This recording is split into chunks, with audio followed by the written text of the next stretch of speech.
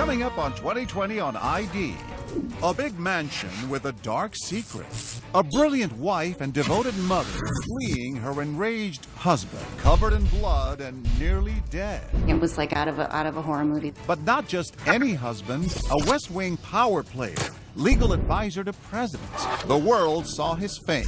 Only she saw his fury. As he was slamming my head on the floor, he said, "I'm killing you." What finally pushed him over the edge? "Don't touch this. Wash your hands. Take your shoes off." It was like a year of terror. And why did he take the fifth 94 times? I will not respond. I'm not going to respond. Not respond to the question. You think you can handle it, and you know what? You can't. Live to tell. Plus, the fiancé with murder on her mind, caught on tape giggling, singing, all the while hiring a hitman to do in her man. You really want to do this? Really? And you won't believe who she turned to for help. Honey, I don't know if you can do anything. My body started to shake. Love you to death. Welcome to 2020 on ID. I'm John Quinones. Knowing when to get out of a relationship is always tricky. But for the people you're about to meet, it became a matter of life and death. First, a woman with a husband who wasn't just financially successful. He was a power player in the inner circles of Washington. But it wasn't political scandal that would be his downfall. As Amy Robach first told us in 2015, it was the horror of what was going on behind the walls of their stately mansion, a secret that would send his wife running for her life. A frozen night, a dark road, headlights, a heart-pounding pedal-to-the-metal getaway. Mary Margaret Farron and her wide-eyed little girls, a 7-year-old and a 4-month-old baby. The baby not buckled in her pajamas on the passenger seat, and my older daughter was sitting in the back seat. A BMW weaving past the mansions on Wahakme Road, New Canaan, Connecticut. They call their wealthy town the next stop to heaven, but it is far from heaven this night. I go the way I know, which is toward the town and to get toward people. And I don't pull into the first house because I'm afraid he's going to pull in right behind me. Mary Margaret on the run from a brutal assault in her bedroom. The attacker, her husband, J. Michael Farron. It was horrific. I was covered in blood. What looked like a wonderful life vanishing behind them. I looked in the rearview mirror and I saw it was black, it was dark, so I knew he wasn't behind. And then I thought, okay, where do I go? Objects in that rearview mirror are stranger than they appear. A 12-year marriage to one of the most powerful men in Washington. A life of privilege and prestige. A $5 million mansion in New Canaan, one of the richest towns in America, with neighbors like Harry Connick Jr., singer Paul Simon, and scandal star Tony Goldwyn. All that is behind her now. Mary Margaret spent years after the attack living in hiding, fearing for her life. Now she's agreed to come out of the shadows for this first interview, ready to talk about the family secret that almost killed her. And tell me why you want to share your story. I think when the severity of abuse gets to where I ended up with, most women in that situation never get to speak out because they're dead. But I felt it was just critical to speak out and to caution women in terms of getting involved with someone who shows these abusive tendencies. The story of this nearly fatal marriage begins more than a dozen years earlier with Cherry Blossoms, a springtime romance in the nation's capital. I had just graduated from law school and moved to D.C. I had a job and I was going to be studying for the bar exam. Through a mutual friend, we met each other for dinner and we hit it off. We started dating pretty quickly and it was amazing. We had incredible conversations and we went running together and we would be out gardening at his house. I was drawn to him and I thought he was intriguing. I was captivated after some time. The captivating Mr. Farron is a Washington power player, an attorney with an impressive resume. This guy is a serious lawyer. General counsel of Xerox, worked in the Bush administration, had held serious positions in government. This was a very senior, prominent attorney. A search of ABC archives finds Farron holding a news conference in the 90s. We had hoped that would see our overall trade imbalance go down below $100 billion. Testifying before Congress. Mr. Chairman, I've prepared a written statement which I've submitted to the committee. Appearing on the weekly ABC News program Business World when he was an undersecretary at the Commerce Department. The last thing we want to do is to drive U.S. production of any product offshore. Now, with Mary Margaret by his side, they're a couple to be envied, an all-access pass to all the power and privilege the Capitol has to offer. Here they are, posing with First Lady Hillary Clinton after she had them over for tea at the White House. And there's President Bill Clinton welcoming the Farrens to movie night at the White House Theater in 1999. A private screening of the horror movie Lake Placid, featuring a giant man-eating crocodile. Go under! All the while, Mary Margaret says just beneath the surface of her husband's public persona lurked a scary dark side. Out of the blue, he would just go into this rage, that jealousy, saying I had spoken too long to someone at a cocktail party. And I kept thinking,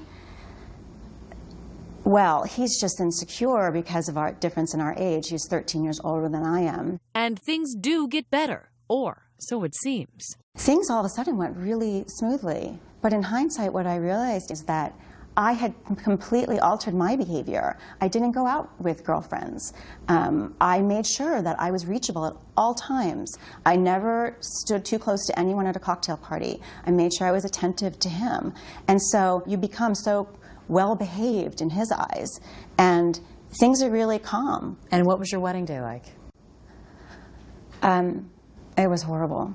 He got very angry at me. He got very angry that I hadn't remembered to bring his mother's plane ticket. And I'm sitting on that altar thinking, what am I doing? Who am I marrying? Yeah. And I'm smiling and trying to make everything happy and turn it into a happy day. And I'm seriously sitting there thinking, run. Just run. But she doesn't. And within days, Farron's temper flares again. On the honeymoon, he found out that I had some credit card debt from buying my wedding gown and buying him a groom's present, a pair of cufflinks. And he went berserk. He was screaming in that complete enraged tone. Still, Mary Margaret tries to remain hopeful. I'm an optimist to a fault. I always think that, well, geez, I'm a problem solver. We can figure it out. We can get this done. We can work things out. And she tried. They have 2 daughters and eventually trade Washington for the big house in Connecticut, the new first family of New Canaan. He wanted to move back to Connecticut, and I thought, he's going to be happier. It's going to be a calmer. The pressure is going to be off him. Yeah, and then he'll be nice. He'll be doing what he wants. He won't have this high-pressure job. And I was so wrong. It got worse. So much worse. So much worse. It was like a year of terror. The man who once worked in the White House, a tyrant in his own house, barking orders, compulsively obsessing over every detail of his wife and daughter's life. Don't touch this. Wash your hands. Take your shoes off. Controlling, like, don't eat that way. Telling our daughter, like, don't eat your food that way. And it was exhausting. I mean, there were so many rules. Rules and constant fear. I just would say to him, I think you're going to hit me eventually. And he would say, oh, Mary Margaret, I would never, ever, ever hurt you. After years of agonizing, Mary Margaret makes a life-changing decision. She decides to pull the plug on her dying marriage. But with a husband like hers, she knows she's also pulling the pin on a grenade. Making sure she and the girls are out of the house, she has Farron served with divorce papers. Were you nervous about doing that? I was terrified. I was so scared. And I made sure our older daughter was at school, and I took the baby and went to another mom's house, and while he got served. Did he know it was coming? Did he have any idea? He did not know. And what was his reaction? He called me and he said, are you going to come home so we can discuss this? And I was crying on the phone, and I said, I'm scared to come home. And I said, is it safe for me to come home? And he said, yes. When we come back, Mary Margaret and the girls come home. And then you go into the master bedroom? And what happens? Stay with us.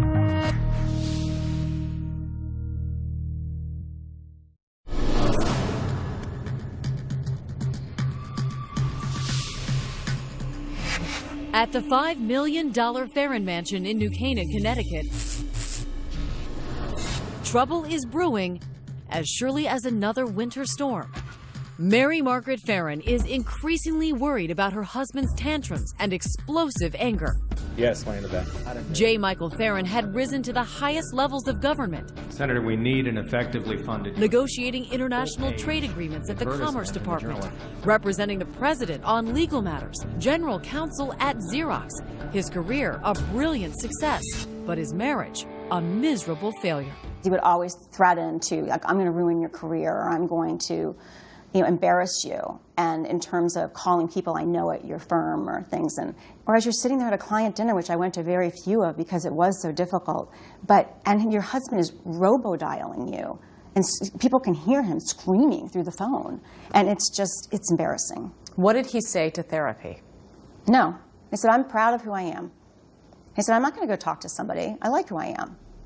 No. What was the final straw where you said, that's it, I have to file divorce papers? Our older daughter was growing up and challenging him, but then also feeling his rage, starting to see her take the same strategies that I would to avoid triggering his rage, just broke my heart. After she has him served with divorce papers, Farron talks Mary Margaret into coming home with the girls. I did fear that he would slap me or push me or do something. You didn't think your life was going to be in danger? I thought I could manage it. But she has an escape plan. I know that when you went back home, you were strategic. You thought, just in case things don't go well, you put your keys in your car. I did. I thought he would fly into a rage, and I did not want to have the children there during that, if that happened, and I wanted to be able to leave quickly. The divorce ignites J. Michael Farron. 2 nights later, he attacks. You put the children to bed, your baby in her crib, and then you go into the master bedroom, and he's there in his pajamas? Yes. And what happens? He came at me, he put his hands out, and he put his hands around my neck, tackled me to the floor, and started slamming my head into the floor while he was strangling me. He's punching me, ripping out my hair. I mean, I felt like I was being scalped. As he was slamming my head into the floor, he said, I'm killing you. With his children just down the hall in their beds, the former deputy counsel to the President of the United States then begins clubbing his wife with a metal flashlight. And I thought, I'm dying. And then I was thinking, I've got to hold it together. I have to stay conscious so I can save the girls. I have to get help here. Mary Margaret pleads with her husband. His reaction is icy. I said, Mike, we can work this out. Please stop, we can work this out. And he said in this very cold, steady voice, you're just saying that because you're scared. And he continued to beat me with a flashlight. And at that moment, I realized this isn't going to end except when I'm dead. I mean, there was no way you could get free. He was so goal-oriented and so purposeful. And so calm, it sounds like. Yeah, and that's what made it so chilling. And then I'm laying on the floor and falling into unconsciousness again. And he says he's going to the kitchen to get a knife, to kill himself, is what he said. And I thought, knife is probably meant for me. Then and there, Mary Margaret, nearly blinded by blood, decides to save herself and her girls. By the grace of God or angels, I just popped up and I ran to our daughter's room and I said, to the car right now, Daddy's trying to kill me. You got the baby. I got the baby, I held her like a football under my arm, and I went down the back stairs, like tripping all the way. They make it to the car. Thank God those keys were there. Thank God. Out of the garage and down the road to safety. Up until that moment, you felt like you were being chased. I did. I couldn't even look in the rearview mirror because I could barely stay on the road. Fighting unconsciousness, swerving into the first house with lights on. And I put on the horn and I stumbled to the door.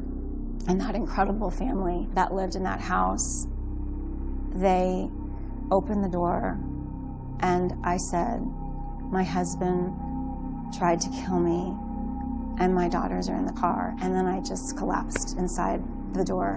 I heard a loud screeching outside and then the blare of a horn. Make yourself comfortable, ma'am. Barbara and John Achenbaum will later testify about the late-night callers they will never forget. There was a window next to the door, and in the window I saw a really, really horrifying sight. I mean, it was like out of a horror movie. Had blood all over her face, her hair. Her hair was kind of wild and and there was blood all over her face and on her clothes. And she began screaming to me. My husband's trying to kill me. I'm gonna die. She kind of collapsed into my arms and then onto the ground. She almost like melted into the floor. She was very agitated, and she kept saying, you know, my husband tried to kill me. Are my kids okay? And I can just see this pool of red blood expanding quickly on the floor. And then I see my daughter, and she tried to step over the blood, and she said, "Mommy." I thought that was the last time I would hear her voice. And then when you woke up in that hospital, despite everything you had been through, you say you felt relief. My mom said that I said to her, I said, "Mom, it's over. We're free." Police photographed the clothes she was wearing, the purple nightgown, the pink robe. The officers so stunned by her injuries, they decide to videotape her right in the emergency room. We must caution you, the images are graphic. He was strangling me really hard. I mean, I was, you know, like my eyesight went. And then with the flashlight, I mean, he just kept hitting me and hitting me with that flashlight. You had a tremendous amount of injuries. A broken jaw, fractures on my cheeks, huge lacerations, and wounds on my head. They put big staples down my forehead. She suffered brain damage and PTSD. Even her smile is permanently altered. Oh, God. This side of my face, my smile, doesn't go up on this side anymore. A lot of work, physical therapy, was done because there was such scar tissue, and I worked on that for a long time. Mary Margaret spends 6 days in the hospital. Prosecutors charge Farron with assault and attempted murder. When we come back, Farron facing lawsuits and criminal charges. A man used to barking out orders, answering tough questions. What he has to say for himself. What you were intending on doing is killing her in this brutal way. Isn't that right, Mr. Farron? But while he may look as guilty as the blood on his hands in the police photos, bringing J. Michael Farron to justice gets a jolt when he stuns everyone by choosing a dark horse defense attorney, himself. There's a famous phrase in the law that anyone who represents themselves is a fool for a client. And typically that's true. But in this case, he may have been no fool at all. Stay with us.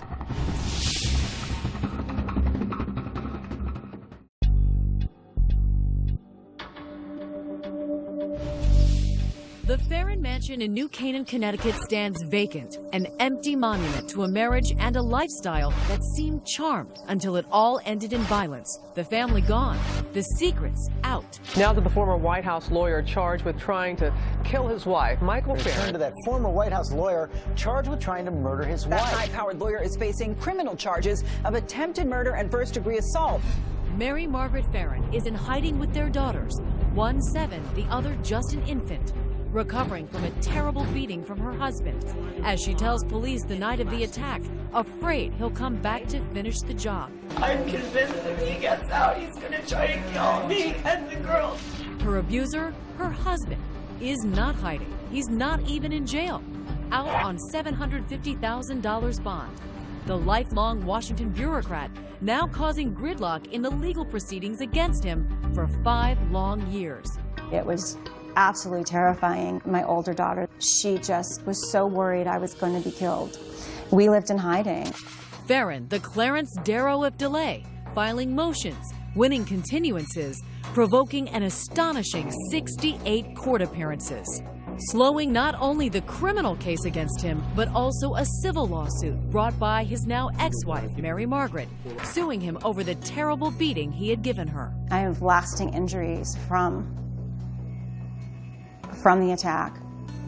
I was a super high-functioning lawyer who managed so much, and now I have to write everything down that I need to do through the day. I forget where I'm supposed to be. I have an incredible, I kind of fall to pieces when I have to do too many things at once, and to the point of tears, and I get easily, overwhelmed. And so there's very lasting effects. How difficult was it for Mary Margaret to have this drawn out for years and years and years? It was torture for her. Barron becomes a regular at the Stamford courthouse. You too, Marshal. Good to see you. Hobnobbing with marshals and journalists. You wanna have anything to say this morning? Thank you. It's good to see you, though. Acting more like a defense attorney than a defendant. As they prepare their civil lawsuit, Mary Margaret's attorneys videotape a deposition with the dapper former White House operative. I'm going to show you a picture which we're going to mark as Exhibit 3. And that's a picture of your wife, Mary Margaret Barron, isn't it? I'm not going to respond based upon my attorney's advice. But under hours of questioning, Barron, still facing an eventual criminal trial, takes the fifth. I will not respond. I'm not going to respond. I will not respond to not respond to the question. 94 times. What we see in that picture, that was caused by what you did to her, isn't that right? I'm not going to respond based upon my Fifth Amendment rights. Barron later fires his lawyers, deciding to defend himself, but then doesn't show up for the civil trial. This is a case being presented by one side, with a jury there, with no one on the other side. Barron sends a bizarre message to the court, claiming he's been involuntarily committed for psychiatric treatment. He never intended on winning. He just wanted to game the system and get delays. The trial goes on without him, the jury punishing Farron with a $28 million verdict. Then, nearly 5 years after the attack, the criminal trial. And another surprise. Barron telling the judge he is suicidal and can't bear the strain of attending this trial either. Notice Mr. Farron is not with us here today in the courtroom. And the second trial marches along with a missing defendant. Mr. Farron may be absent. Let's go. Call your first witness, please. Mary Margaret Farron. But his brave ex-wife finding the courage to revisit the worst night of her life. He was on top of me, and he was squeezing my neck, strangling me, and slamming my head into the floor. What was it like to take the stand and testify? It's always hard to relive it, and it's still like, you would hope it would dull over time, but it doesn't. But it's also a day of empowerment in the sense of you're transferring the responsibility of this what happened, this terrible thing, to him. And it is a day to speak out.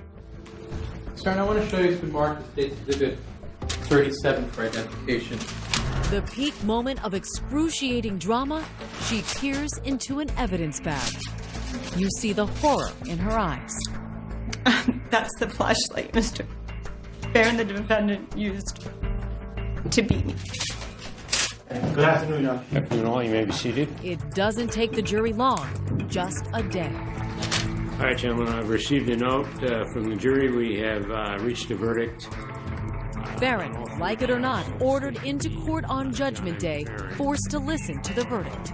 What say you, Mr. Foreperson? Is he guilty or not guilty of the crime of criminal attempt to commit murder? Guilty. Court is now adjourned. What was it like when the verdict came down? I collapsed and cried, and it was such a relief. At sentencing, Judge Richard Comerford gives Farron 15 years and a tongue lashing. He is being sentenced for the horrific act that occurred here. You don't take it upon yourself to mete out justice, especially not a human being who's dedicated his professional life to the law, especially a human being who professed love for this woman and for his children. The judge orders Farron is never to see his daughters again. All right. If he serves his full sentence, he'll be nearly 80 years old when he's released. Is 15 years just punishment for what he did? No. I don't see how you put a time frame on something as atrocious and egregious. And he's never apologized for what he's done. No. Farron is appealing his criminal conviction and the civil judgment against him. My daughter has asked me, why did Daddy try to kill you? And this was right after it happened, a couple months later, and I said, I don't think I'll ever have a full answer to that. He didn't just snap. No, he definitely did not just snap. It was very purposeful. Do you feel safe now, today? I do. Mary Margaret has a mission now, telling women don't ignore the warning signs. When you're a young woman and you meet this charismatic guy who's so charming and just adores you, but he shows that jealous rage, you know what? Think about what your life is going to be like. And you think you can handle it, and you know what? You can't. If something doesn't seem right when you're with someone initially, listen to yourself. There's a quote that says, when someone shows you who they are, believe them.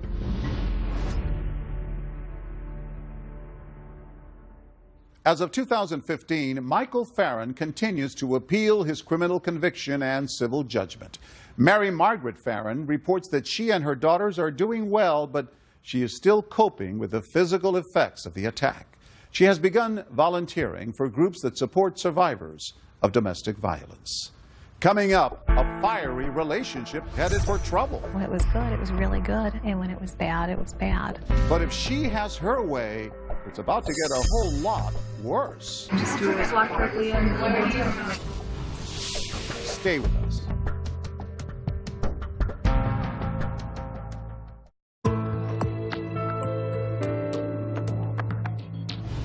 Jessica Strom fell hard for her fiancé, but when the relationship fell apart, she didn't just want him out of her life, she wanted him dead. But that was hardly the end of the story. As Deborah Roberts first told us in 2014, this twisted tale of two lovers gives the phrase endless love a whole new meaning. You really want to do this? Really? You sure? Yeah. Jessica Strom's planning to give her beloved fiancé John a special present. A bullet in the head. Just do it. Just walk quickly in. Just close the door. Open the door. No time to respond.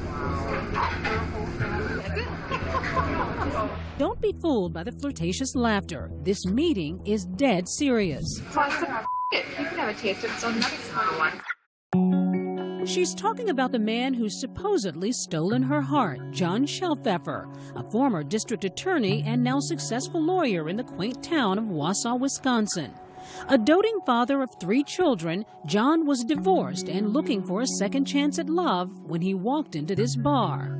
She was young, vibrant, beautiful, all made up, behind the bar, and we just clicked. Nearly 20 years younger, the beautiful bartender was going through her own divorce while raising 2 children and studying, of all things, criminology. We got along so well. We were really great friends. And there was attraction, and we got along well, and we can talk for hours and have good times. Yeah. Was it chemistry? Yeah, there's definite chemistry. We just started talking and chatting, and I remember she laughed and she said, I never give my number out, but I'm going to give it to you. Love was in the air, and within weeks, the May-December romance was flourishing. Did you see her as somebody you wanted to marry? Oh, yeah. I can remember her saying, well, you better not be leading me down the wrong path, because when I fall hard, and I'm falling for you. And that feeling was mutual. When you find that one person who, for some unexplained reason, just, that's your person.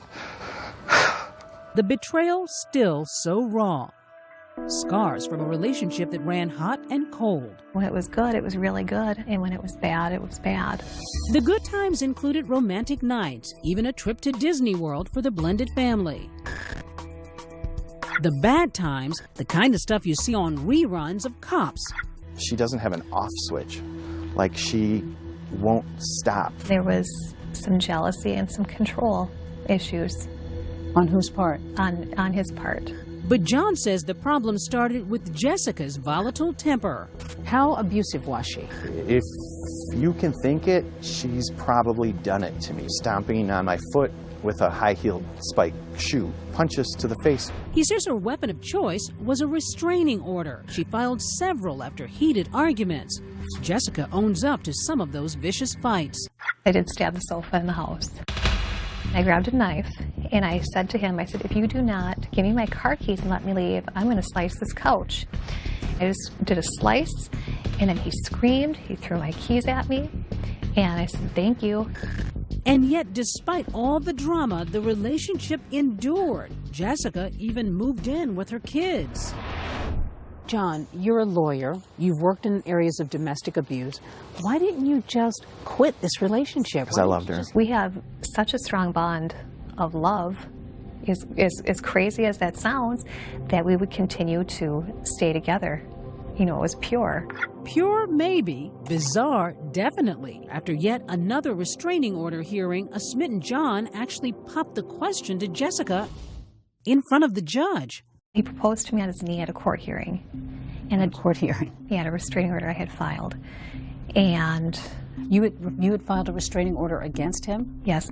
Did it never occur to you that this isn't normal? I'm in love with my feelings, you know, and he was always there for me. You've got one person who, this is not my fault. This is because of you. This is because of you that I'm doing this. Then you've got another person who is an internalizer. This is my fault. This is my responsibility. I'll take care of this. It's a perfect, like, positive-negative match from a battery perspective because you've got this, like, connection. It's a perfect fit. The start and stop love affair went on for 6 years until Jessica decided she'd rather plan John's funeral than a wedding.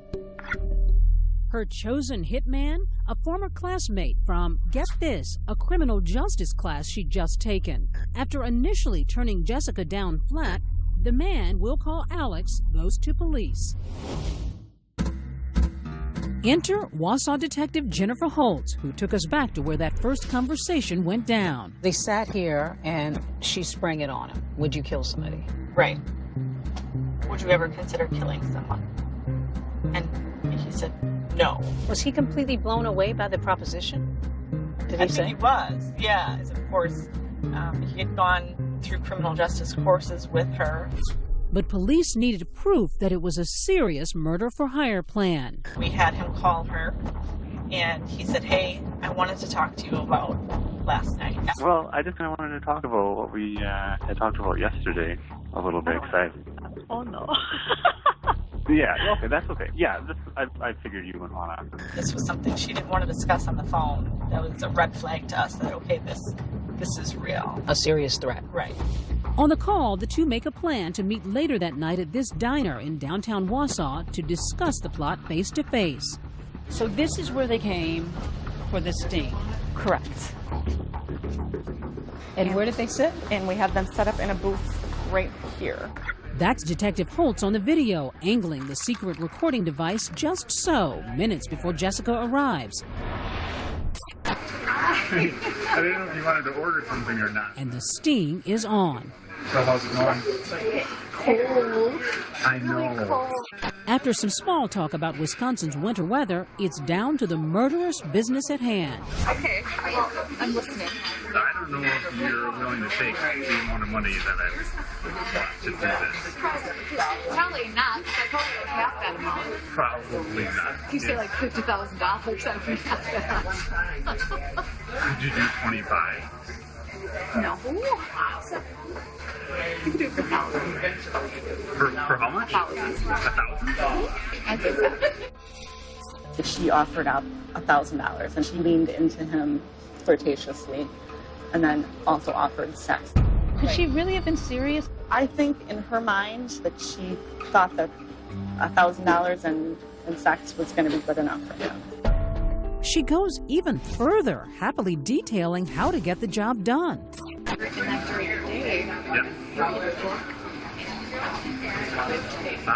will expect you or whoever you are. Oh, that's a good idea. Yeah. And then you're Just like that. so I would draw you a picture. She's giddy, even singing while digging out a pen and paper to draw her hitman a map. We're going to go in here.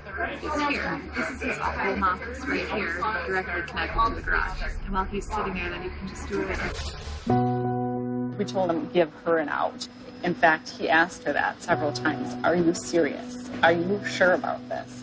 And he even asked her, you know, if you're in a bad relationship, why don't you just leave? I keep thinking, you can just walk away from this. I'm going to walk satisfied. I'm going to be satisfied. I'm going to quit. That is true love. One twisted brand of true love. When we return, Jessica has some explaining to do. You can't see anything or getting taken completely out of context. And guess who she'll turn to for help? Honey, I don't know if you can do anything. And then my body started to shake. You've got to hear this.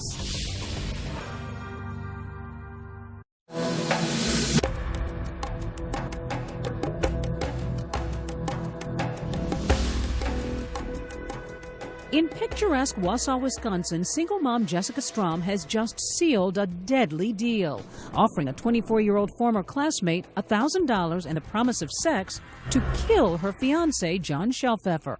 Sounds so easy. Is that hot? No. Is anything on you before it's like crazy? I had nothing on me. Okay. And she's thought of everything, including what she'll do after the hit job if suspicion turns to her. So when they go looking for someone who did this, they're going to be looking to locate you. Oh, yeah. And what are you going to say? Just... That's what... Is she for real? When you saw the tapes, was there any doubt in your mind that this was a full-fledged plot to kill her fiancé? Absolutely not. We watched it at our office, and we were all just completely floored by the context of the conversation and her demeanor. Detective Jennifer Holtz had seen enough and confronted Jessica at her house with her kids asleep upstairs. When the police showed up at your home, what did you make of that? I was half asleep on my couch. I had no idea they were there for that at all. It's 11 p.m.